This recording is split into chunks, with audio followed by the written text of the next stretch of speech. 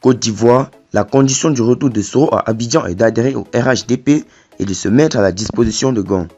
Plus de détails après le générique.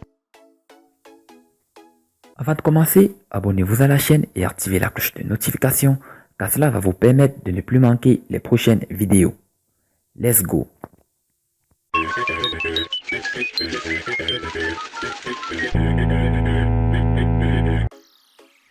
Selon des révélations de Kader Diarra-Souba, un pose-ro, l'affaire Soro est foireux, complot d'État géré par les cadres du RHDP.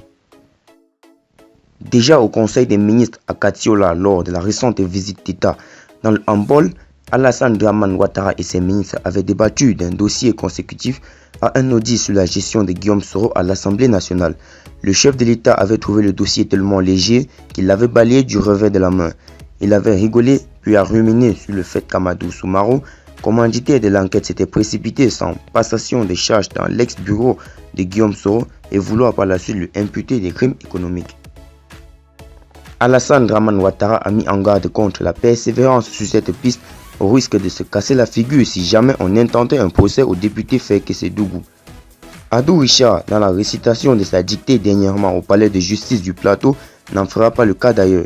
Et un autre procureur dont je vais taire le nom pour le moment, qui avait été reçu nuitamment en privé par Alassane Ouattara dans sa résidence du Golfe pour mieux saisir les contours de l'affaire, a été sommé par le chef de l'État de ne pas bouger le petit doigt compte tenu de la légèreté du dossier qui risquait de laisser entrevoir trop facilement l'acharnement contre le candidat déclaré à la présidence ivoirienne. Ensuite, un autre subterfuge. Vint l'épisode quelques semaines plus tard de Sekou Swape Nkrumah, puissant homme d'affaires guinéen à qui l'on colle les connivences avec Guillaume Soro, d'être à Bouaké pour préparer un plan de déstabilisation du pays.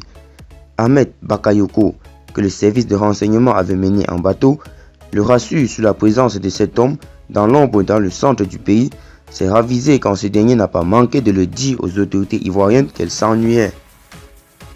Sekou Swape, pour le rassurer et le conforter de leur ridicule, a invité l'ambassadeur de Côte d'Ivoire en Guinée pour venir justement le voir à ses bureaux qui sont mitoyés par l'ambassade ivoirienne au pays de Sékou Touré. Il a même rigolé des enfantillages au sommet de l'État ivoirien dont les dirigeants passent le clair temps à chercher des poux sur les crânes chauves dans le seul but de confisquer le pouvoir d'État. Dans les prochaines parties de cette série de textes, je vais vous dire en plus sur l'homme et son rôle non négligeable dans l'avènement du pouvoir Ouattara. Inutile de vous dire qu'il est en rupture de banc avec Abidjan aujourd'hui. Non, n'y allons pas avec des interloupes linguistiques pour décrire ce qui s'est passé ces dernières semaines. Alassane Dramane Ouattara s'est fait petit dans la gestion du cas Guillaume Soro, à qui par tous les moyens il fallait coller la petite bête pour lui coller un plomb dans l'aile, dans l'optique de le freiner dans son élan dans la course pour la magistrature suprême. Méditation, oui, il y en a eu plusieurs venant des cadres du RHDP qui jusqu'à présent continuent de croire en une position réconciliable entre Alassane Ouattara et Guillaume Soro. Seulement le nœud gordien de cette affaire réside dans son retour à la maison, c'est-à-dire au RHDP. C'est là que tout s'est joué. Dès l'annonce de son retour à Abidjan après un semestre hors du pays, Alassane Dramane Ouattara, dans son périple pour casser du Soro, influence relativement aux sorties musclées à l'international de son ex-allié, l'effet Soro et le Chatham House à Londres et le Crush Party a mandaté certains de ses proches pour rentrer en contact avec Guillaume Soro, qui s'était vraiment recroquevillé depuis son départ du perchoir. Plus aucun contact. Le message était clair. Les conditions de son arrivée en Côte d'Ivoire devraient être discutées. Alassane Ouattara, informant ses hommes qu'il avait un dossier en béton sur Guillaume Soro, avait demandé qu'il reporte son voyage d'au moins un mois pour discuter les termes de son retour qui s'articule autour de son adhésion au RHDP avec son mouvement GPS et de se mettre à la disposition de Amadou Kon Coulibaly afin qu'il fasse la croix sur le dit dossier. D'autres conditions drastiques étaient également imposées pour l'oublier de l'affaire.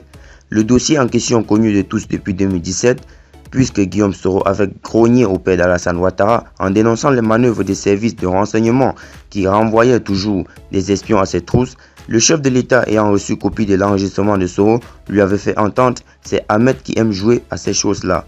Laissant Emmanuel Macron à Abidjan pour un sommet prévu de longue date à Abidjan, il a frisé la crise d'urticaire devant l'instance de Guillaume Soro de rejoindre son pays sans auparavant se soumettre à ses préalables.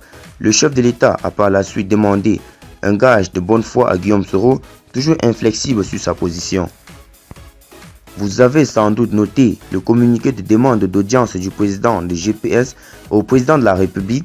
C'était la manifestation de la bonne foi de l'ex-président de l'Assemblée nationale qui, dans sa volonté de privilégier le dialogue, avait opté pour la gladnoce à l'ivoirienne. Il ne pouvait rester indéfiniment hors du pays, mais si le président souhaitait qu'il clarifie des choses, il n'y trouverait pas d'inconvénient pour solliciter une audience et ainsi réengager le dialogue politique.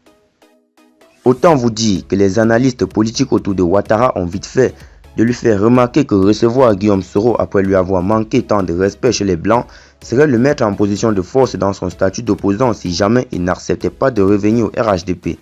Un autre préalable se posait donc. Guillaume Soro devait repousser son voyage d'une semaine.